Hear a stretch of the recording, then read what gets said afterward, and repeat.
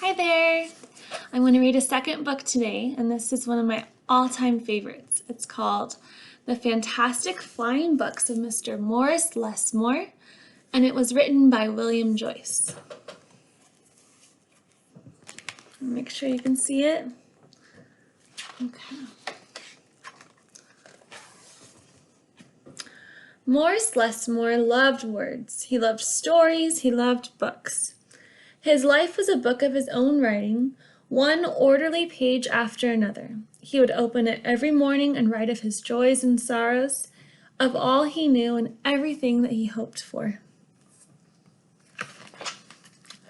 But every story has its upsets. One day the sky darkened. The winds blew and blew. I want to make sure you can see this well. Everything got spun around. Do you see Mr. Morris right here? He's flying through the sky till everything Morris knew was scattered, even the words of his own book. Look, his house is even upside down, and it's lost all of its color. He didn't know what to do or which way to go, so he began to wander and wander. Then a happy bit of happenstance came his way. Rather than looking down, as had become his habit, Mr. Morris Lessmore looked up. Drifting through the sky above him, Morris saw a lovely lady. She was being pulled along by a festive squadron of flying books. Wow, the books are causing her to fly. And there's color again. But not for him. Morris wondered if his book could fly. But it couldn't. It would only fall to the ground with a depressing thud. The flying lady knew Morris simply needed a good story, so she sent him her favorite. The book was an amiable fellow and urged Morris to follow him. Right there, he's saying, "Come on, let's go." The book led him to an extraordinary building where many books apparently nested. All of these books flew in. Let's see what they do inside. Morris slowly walked inside and discovered the most mysterious and inviting room he had ever seen.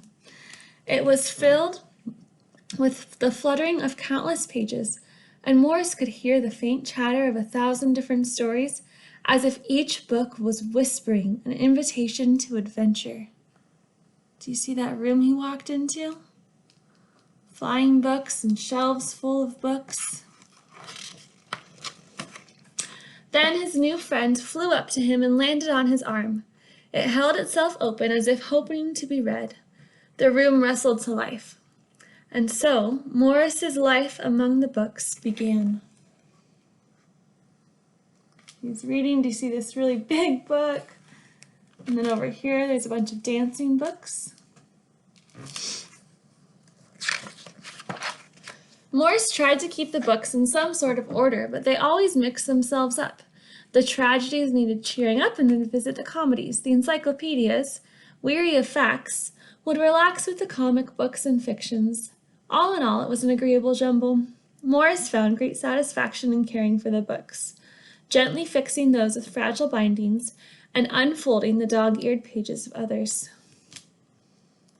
He took really good care of those books, almost like a doctor.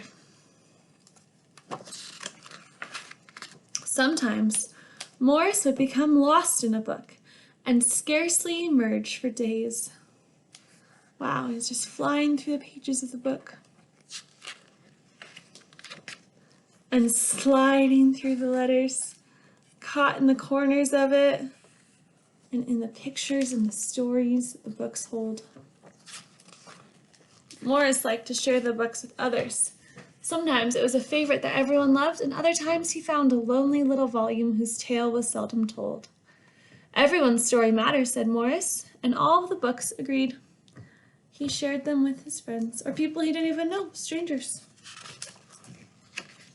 At night, after all the stories that needed telling had been told, and everyone had settled down to their proper places on the shelves, the great big dictionary would get in the last word. Zzz. It was then that Morris Lessmore would once again write his own book. He wrote of his joys and sorrows, of all he knew and everything that he hoped for. It was his turn to write a book. The days passed. So did the months. And then years and years. He's getting older.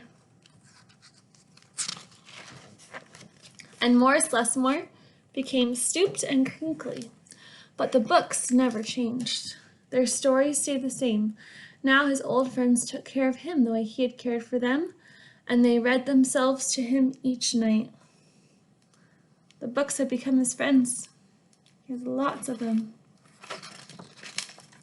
Then one day he filled the last page in his book. He looked up and said with a bittersweet sigh, "I guess it's time for me to move on." He finished his book. The books were sorry, but they understood Morris. They understood. Morris put on his hat and took his cane. As he went to the door, he turned and smiled, then waved goodbye. "I'll carry you all in here," he said, and he pointed to his heart. He's saying, "I'll keep you in my heart." It's so hard to say goodbye sometimes. The books waved their pages, and Morris Lessmore flew away, and as he flew, he changed back to the way he'd been that long ago day when they'd all first met.